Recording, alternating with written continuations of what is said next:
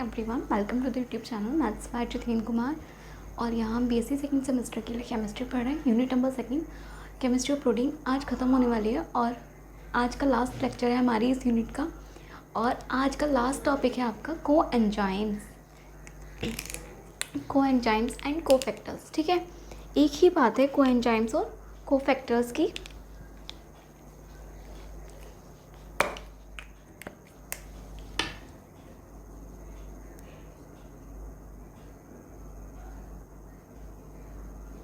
Coenzymes and cofactors।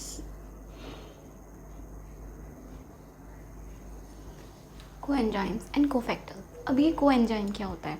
ठीक है, कल हमने देखा था इनहिबिटर्स क्या होते हैं? जो रिएक्शन के रेट को घटाते हैं बढ़ाते हैं। ठीक है, आज हम देख रहे हैं कि कोएंजाइम्स एंड कोफैक्टर्स। आप सभी को पता है जो एंजाइम है वो क्या करता है? कैटेलाइज करता है रिएक्शन को। जो हमारी बॉडी के अंदर इतनी सारी रिएक्शंस हो रही होती हैं, उन रिएक्शंस को कैटेलाइज कौन करता है? एंजाइम। ठीक है, बायोकेमिकल रिएक्शंस हमारी बॉडी के अंदर जितनी भी हो रही होती हैं वो सब किसी ना किसी एंजाइम के प्रेजेंस में होती है। ठीक है, अब क्योंकि एंजाइम क्या करते हैं? रिएक्शन को कैटेलाइज करते हैं। अब क्योंकि एंजाइम तो कई तरह के हैं, तो सारे एंजाइम रिएक्शन को कैटेलाइज कर सकते हैं या नहीं? तो सभी एंजाइम रिएक्शन को कैटेलाइज कर सकते हैं, लेकिन बात यह है कि कुछ एंजाइम तो खुद ही कैटेलाइज कर लेते हैं रिएक्शन को। कुछ में क्या होता है कि कुछ को क्या होता है? कोफैक्टर, एक सहयोगी साथी की ज़रूरत पड़ती है अपने, जिसकी प्रेजेंस में वो रिएक्शन को कैटेलाइज करता है। ठीक है, तो उसे ही हम बोलते हैं कोफैक्टर। ठीक है, कुछ enzyme, there are several enzyme, आप लिख सकते हो यहाँ से। पहले तो देखो, जो एंजाइम है, एंजाइम क्या है? एक प्रोटीन पार्ट है। ठीक है, एंजाइम प्रोटीन पार्ट है जो क्या करता है? रिएक्शन को कैटेलाइज करता है। ठीक है, वही आएगा, कैटेलाइज करता है। एंजाइम प्रोटीन पार्ट है जो रिएक्शन को कैटेलाइज करता है। ठीक है, बात ठीक है, करता है। लेकिन क्या सभी एंजाइम रिएक्शन को क्या कैटेलाइज कर सकते हैं? नहीं। कुछ एंजाइम क्या करते हैं? सभी एंजाइम प्रोटीन को कैटेलाइज नहीं कर सकते हैं। ठीक है, तो आप यहाँ से फर्स्ट पॉइंट लिख सकते हो कि there are several enzymes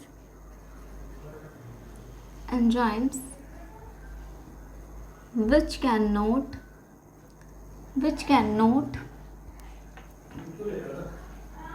catalyze the reaction.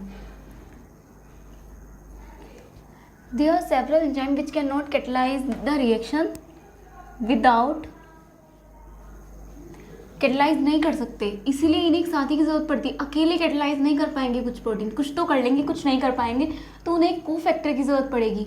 तो there are several enzymes which can not catalyse the reaction without the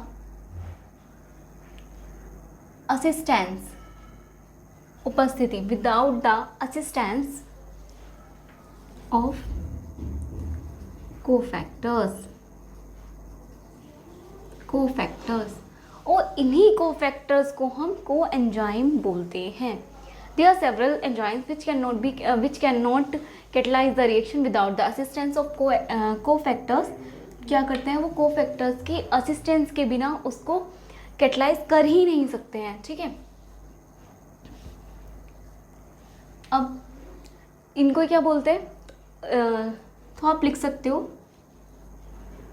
और ये क्या होता है? नॉन प्रोटीन पार्ट तो ये है, तो हमें क्या करना पड़ेगा? कैटेलाइज के लिए नॉन प्रोटीन पार्ट लेना पड़ेगा। ठीक है, तो ये क्या होते हैं? Cofactor, non protein cofactor. आप ऐसे लिखोगे तो आपको याद रहेगा, non protein cofactors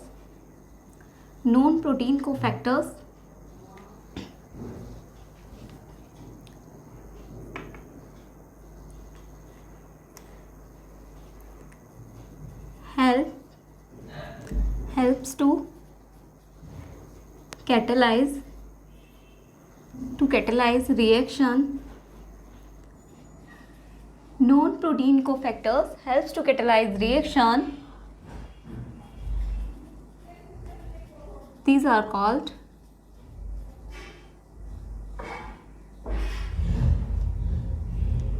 These are called coenzymes.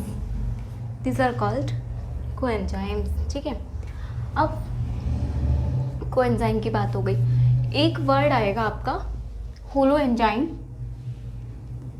Holo enzyme and apo enzyme. अब ये क्या होता है? ठीक है, अब ये दोनों क्या है? होलो एंजाइम और एपो एंजाइम्स। ठीक है, तो क्या होगा, जब भी आपका कोई एंजाइम है, ठीक है, उससे आपका कोई कोफैक्टर, कोई एंजाइम आके जुड़ जाएगा, तो क्या होगा? कोएंजाइम एंजाइम से जुड़ गया है, मतलब कोफैक्टर एंजाइम से जुड़ गया है, तो उसे बोलते हैं हम होलो एंजाइम। ठीक है, और क्या होगा, जब भी क्या होगा, एपो एंजाइम क्या होगा? एपो एंजाइम क्या होता है? Enzyme plus cofactor. तो ये वाला आप याद रखिएगा कि होलो एंजाइम किसके बराबर होता है? एपो एंजाइम प्लस कोफैक्टर या कोएंजाइम के, कोएंजाइम के।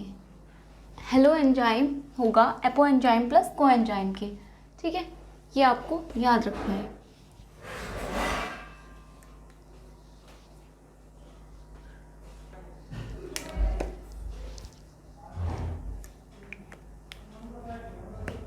ठीक है, अब यहाँ पे देखो, होलो एंजाइम क्या होता है, एपो एंजाइम क्या होता है और को एंजाइम्स क्या होते हैं। को एंजाइम्स तो आपको बता दिया, होलो एंजाइम्स, तो होलो एंजाइम्स के बारे में आप लिख सकते हो कि the enzyme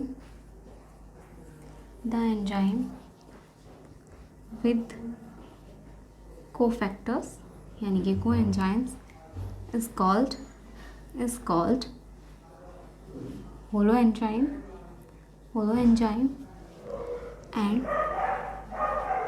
and holo enzyme are the active, ये एक्टिव होते हैं। ठीक है, due to the catalyzation of reaction, catalyzation of reaction. ठीक है, अब ये क्या होता है? Apo enzyme. तो लिखो the enzyme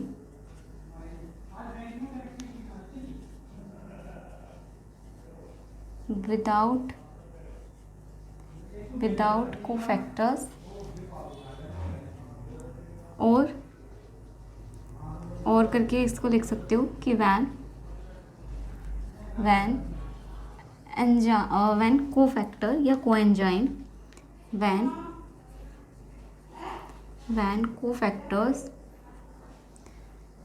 is removed,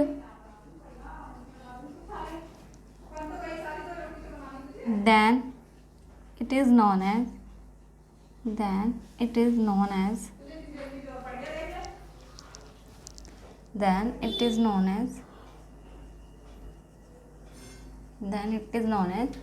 apoenzyme and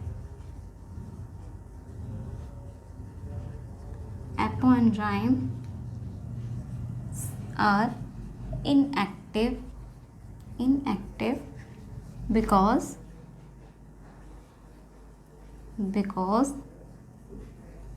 they cannot catalyze reaction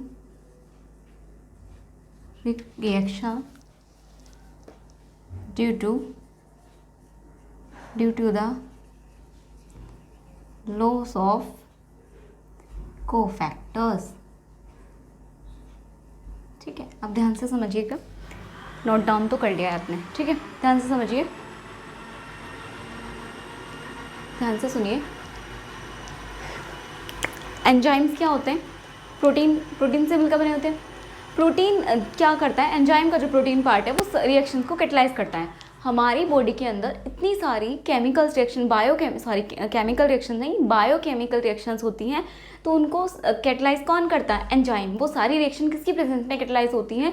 enzymes की प्रेजेंस में। ठीक है, अब क्या होता है, सभी एंजाइम रिएक्शन को कैटलाइज करते हैं, लेकिन कुछ एंजाइम क्या होते हैं, अकेले कैटलाइज कर लेते हैं, लेकिन कुछ को क्या होता है, एक कोफैक्टर की ज़रूरत पड़ती है, एक साथी की ज़रूरत पड़ती है, जिसे हम बोलते हैं कोफैक्टर। ठीक है, वो कोफैक्टर की प्रेजेंस में ही रिएक्शन को कैटलाइज करता है। ठीक है, तो ये हो गया आपका कोएंजाइम या कोफैक्टर। अब क्या है ये, वही हमने वो जो मैंने आपको अभी समझाया वही बात यहाँ पे लिख दी है। There are several enzyme which can not catalyze the reaction without the assistance of cofactor. ठीक है, नंबर 1 बात। Non protein cofactors. अब क्यों एंजाइम होता है आपको प्रोटीन पार्ट, आपको याद रखना है कि जब आप इसका कोई भी साथी लोगे तो वो क्या लोगे, नॉन प्रोटीन। ठीक है, नॉन प्रोटीन। तो नॉन प्रोटीन कोफैक्टर्स ये क्या होते हैं, कोफैक्टर्स नॉन प्रोटीन होते हैं। तो non protein cofactors helps to catalyze reaction, ये क्या करते हैं, रिएक्शन को कैटलाइज करने में हेल्प करते हैं।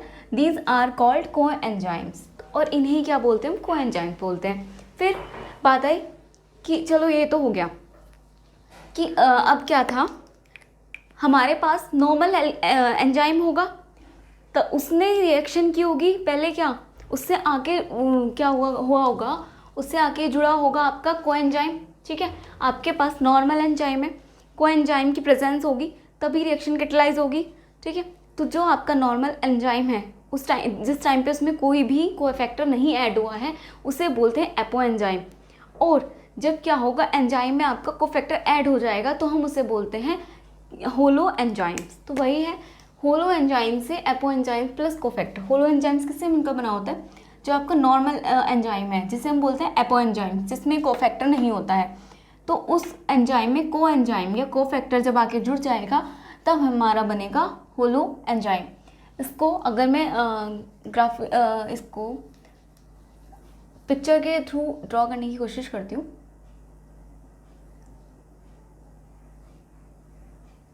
ये आपका एंजाइम है सपोज करिए, ठीक है, यहाँ पे आपका ये जुड़ चुका है।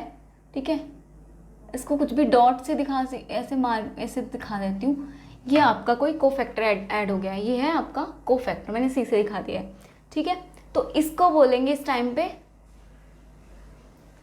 Holo enzyme.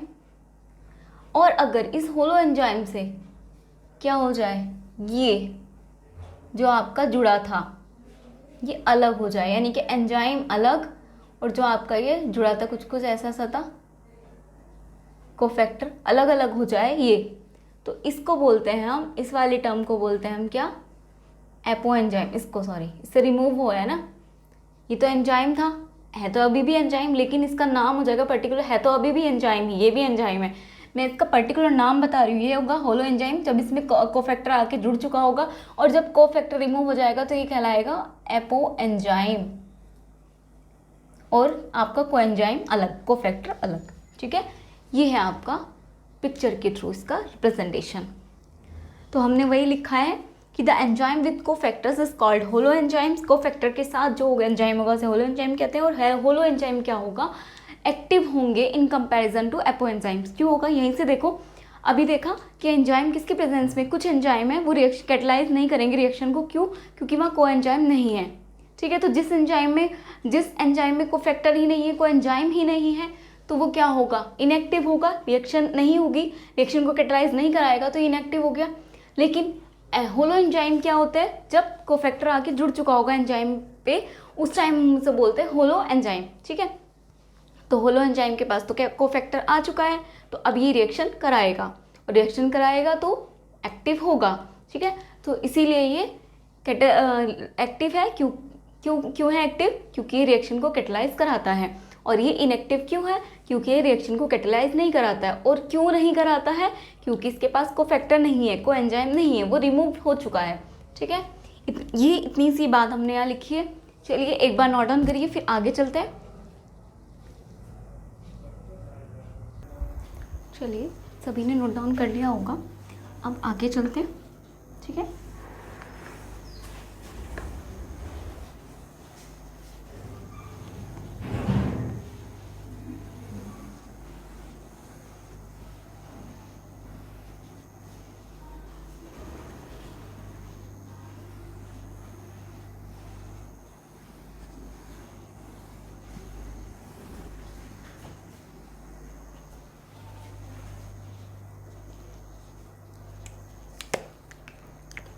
अब जो आपका कोफैक्टर है,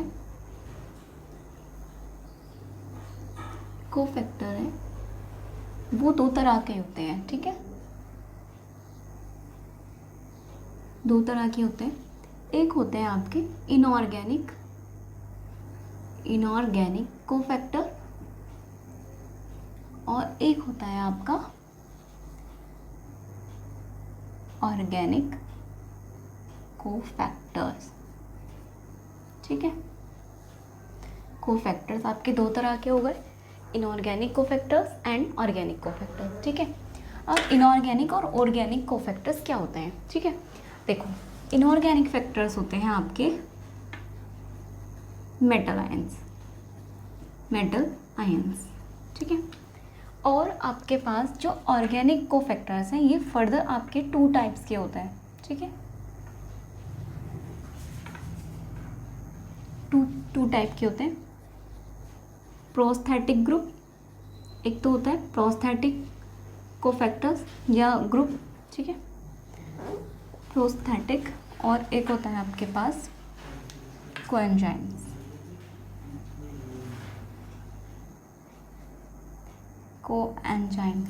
ठीक है, कोएंजाइम्स, प्रोस्थेटिक एंड कोएंजाइम। अब ये प्रोस्थेटिक क्या होता है, कोएंजाइम्स क्या होता है, मेटल आयंस क्या होते हैं? ठीक है, ध्यान से सुनो। जब भी क्या होगा, एंजाइम्स को किसी मेटल आयंस की प्रेजेंस में, आपको याद होगा हमने इफेक्ट देखा था, हाँ, इफेक्ट ऑन द रिएक्टिविटी, कुछ हमने इफेक्ट्स देखे थे एंजाइम की एफिनिटी पर क्या इफेक्ट पड़ते हैं। वहाँ पे हमने देखा था इफेक्ट ऑफ एक्टिवेटर्स, याद करिए, वहाँ पर हमने कुछ मेटल आयंस लिए थे। ठीक है, मैग्नीज Zn+2, Cu+2, उनके इफेक्ट, जैसे हमने क्या किया था, मेटल आयंस की प्रेजेंस लाए थे, वैसे वैसे जो उसकी एंजाइम की एफिनिटी थी वो इंक्रीज हो रही थी। याद आया? वही है आपका एंजाइम मेटल आयन, जो है आपका मेटल आयंस। ठीक है, अब क्या होता है, ये मेटल आयंस क्या होता है, इसमें क्या होता है, आपका जो कोफैक्टर है, कोफैक्टर किससे जुड़ता है? अभी आपको बताया था, जो नॉर्मल एंजाइम है जिसके साथ कोई कोफैक्टर नहीं जुड़ा है अभी तक, उसे हम बोलते हैं एपो एंजाइम्स। ठीक है, और कोफैक्टर जुड़ने के बाद हम बोलते हैं उसे होलो एंजाइम्स। ठीक है, तो क्या होगा इसमें, कोफैक्टर किससे जुड़ेगा, एपो एंजाइम से। तो लिख सकते हो आप कि इसमें मेटल आयंस में क्या होता है, कोफैक्टर्स अटैच या बाइंड लिख सकते हो, cofactor binds tightly to the apoenzyme ठीक है, इसमें मेटल आयंस में ये होता है आपका, कोफैक्टर्स टाइटली बाउंड हो जाता है एंजाइम के साथ। और इसमें क्या होता है आपका, प्रोस्थेटिक ग्रुप में सेम यही बात होगी, cofactors binds tightly and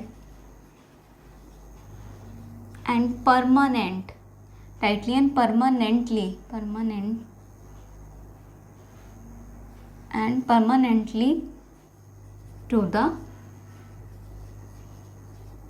apoenzyme। ठीक है, to the apoenzyme, cofactors binds tightly and permanently to the apoenzymes. और इसमें क्या होता है, कोफैक्टर्स क्या करते हैं, कोफैक्टर बाइंड्स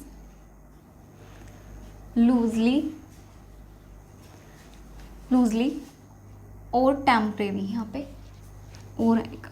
ठीक है, और टेम्परेरी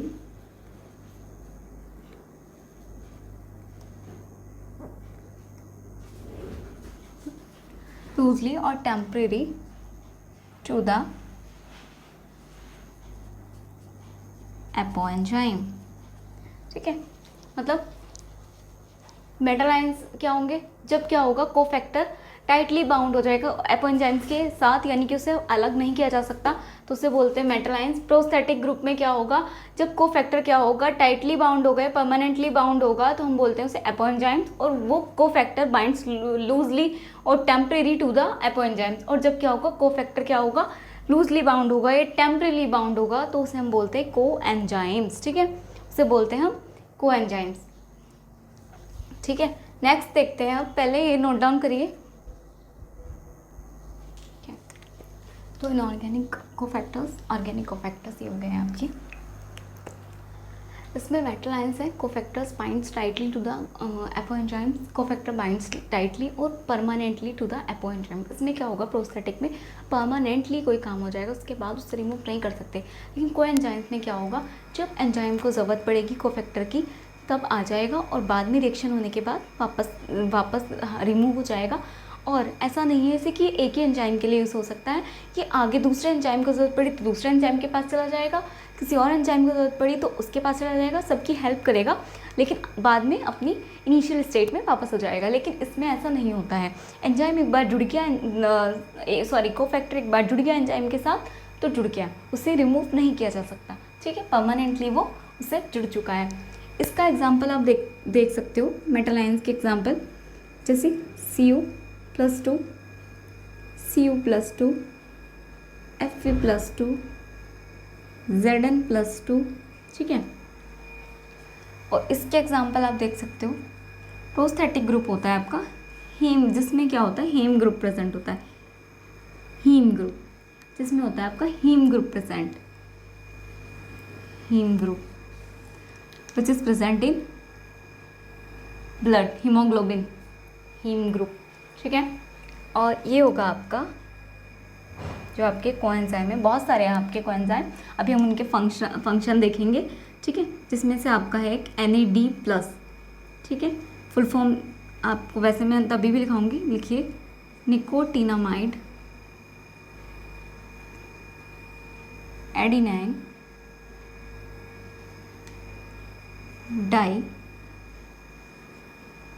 डाइन्यूक्लियोटाइड। ठीक है, ये होता है आपका निकोटिनामाइड एडिनाइन डाइन्यूक्लियोटाइड, और ये हो जाएगा आपका हीम ग्रुप जिसमें प्रेजेंट होगा, और ये आपके हैं मेटल आयंस। ठीक है, ठीक है, चलिए ये हो गया आपका कोफैक्टर्स। कोफैक्टर्स दो तरह के हो गए, इनऑर्गेनिक कोफैक्टर्स और ऑर्गेनिक कोफैक्टर्स। और यहाँ पे एक कन्फ्यूज़न आपको हो रही होगी कि यहाँ पे मैंने बोला था पहले कोफैक्टर्स कोएंजाइम्स एक होते हैं, कोफैक्टर्स और कोएंजाइम एक होते हैं, लेकिन यहाँ पर देखिए, लेकिन यहाँ पर अब आप समझेंगे कि कोफैक्टर कोएंजाइम में क्या डिफरेंस है। कोफैक्टर्स कोएंजाइम ही है, लेकिन जब क्या होगा, कोफैक्टर्स होंगे ऑर्गेनिक कोफैक्टर्स होंगे, उन्हें ही हम कोएंजाइम्स बोलते हैं। ठीक है, कोएंजाइम्स क्या होते हैं, ऑर्गेनिक कोफैक्टर्स। ठीक है, इसको हम बोलते हैं कोएंजाइम, बाकी सबको बोलते हैं कोफैक्टर्स। ठीक है, यानी कि कुछ एंजाइम कोफैक्टर की प्रेजेंस में रिएक्शन करते हैं, और जो जो कोफैक्टर हैं वो दो तरह के हो सकते हैं, इनऑर्गेनिक, ऑर्गेनिक। और जब कोफैक्टर में भी आपका ऑर्गेनिक कोफैक्टर हो तो हम वहाँ पर बोलते हैं कोएंजाइम्स। ठीक है, चलिए ये हो गया आपका। चलिए, तो अब एक बात और नोट डाउन करिए, ये हो गया होगा आपका, ये रफ कर देती हूँ।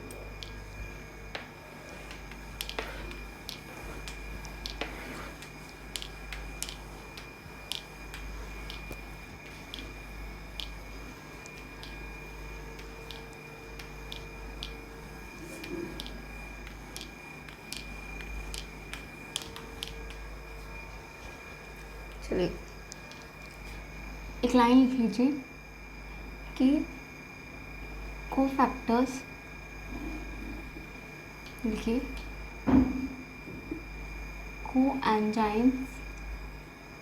कोएंजाइम्स आर कोफैक्टर्स,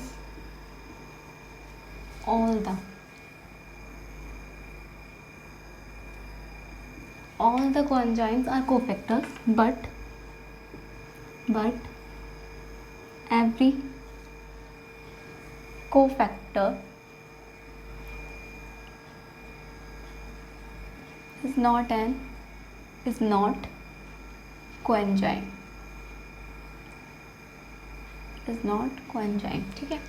मतलब जितने भी आपके कोएंजाइम हैं वो सारे कोफैक्टर्स हैं, बट सभी कोफैक्टर्स कोएंजाइम नहीं हैं। ठीक है, ये ध्यान रखिएगा। दूसरा, coenzymes are derived from vitamins, कभी कभी बॉडी में कुछ प्रॉब्लम हो जाती है तो हमें पता चलता है कि कुछ विटामिन की कमी है, ठीक है, जिसकी वजह से जो अंदर बायोकेमिकल्स हमारी रिएक्शंस हो रही हैं वो ठीक से नहीं हो पाती, जिसकी वजह से हमारी बॉडी में प्रॉब्लम क्रिएट हो जाती है, ठीक है। तो डॉक्टर बोलते हैं विटामिन की कमी, कोई भी विटामिन हो सकता है, तो विटामिन लेते हैं हम, ठीक है, विटामिन लेते हैं। विटामिन से क्या होगा, कोएंजाइम बनेंगे, और कोएंजाइम बनेंगे तो जो एंजाइम रिएक्शन नहीं कर पा रहे थे वो कोएंजाइम की हेल्प से रिएक्शन करेंगे और बॉडी नॉर्मल बिहेव करेगी, ठीक है। तो coenzymes are drive from vitamin, इसलिए विटामिन की जो आपकी क्वांटिटी है बॉडी में वो सुटेबल होनी चाहिए, ठीक है, न कम न ज़्यादा। Coenzymes are drive from vitamin, vitamin से ड्राइव्ड होते हैं। आप एक लाइन और लिख सकते हो कि all the water soluble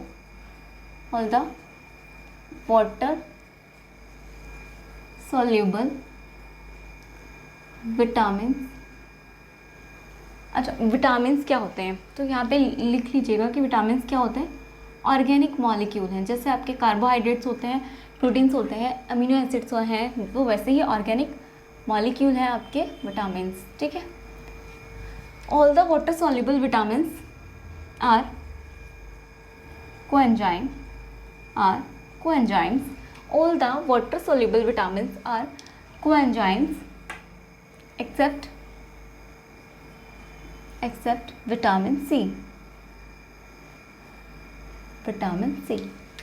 vitamin C को छोड़कर सारे ही आपके जो कोएंजाइम्स होते हैं, जितने भी वाटर सोल्यूबल विटामिन से आपके सभी कोएंजाइम्स होते हैं एक्सेप्ट विटामिन सी। ये याद रखना है आपको। दूसरा, जितने भी कोएंजाइम्स हैं सब विटामिन से मिलकर बने हैं, और जितने भी आपके कोएंजाइम्स हैं वो सभी कोफैक्टर हैं, बट सभी कोफैक्टर कोएंजाइम नहीं हैं। ये बात आपको क्लियरली याद रखनी है, ठीक है। और क्या लिख सकते हो आप इसमें, चलिए पहले इतना नोट डाउन करिए।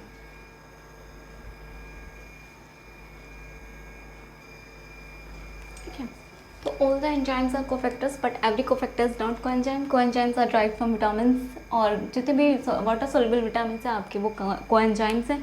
coenzyme बहुत सारी रिएक्शंस में पार्टिसिपेट करते हैं, ये ऑक्सीडाइजिंग भी करते हैं, रिड्यूसिंग भी करते हैं न्यूक्लियस, ठीक है। और उसके बाद आपका ये ग्रुप ट्रांसफरेंस रिएक्शंस में पार्टिसिपेट करते हैं, ठीक है। तो काफ़ी सारी रिएक्शंस में ये पार्टिसिपेट करते हैं। तो आज का हमारा टॉपिक कोएंजाइम्स एंड कोफैक्टर्स का इंट्रोडक्शन ख़त्म होता है यहीं पर। ये जो आपका है ये नोट डाउन कर लीजिए, और आगे इससे आगे का थोड़ा सा पोर्शन बचा है वो मैं नेक्स्ट लेक्चर में कवर करूँगी, ठीक है। इस क्लास में इतना ही, थैंक यू।